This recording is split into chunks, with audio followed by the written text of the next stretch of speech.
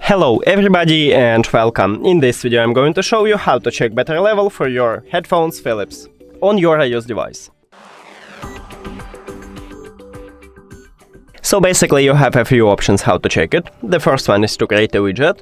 So press and hold at empty space, then click Editor Plus at the left top, Add Widget. Now scroll down and click on Batteries.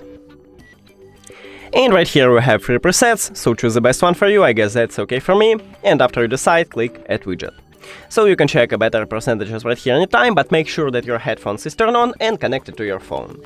But also we have the second option is to use an application, so just open it, and right here we can also check a battery percentages.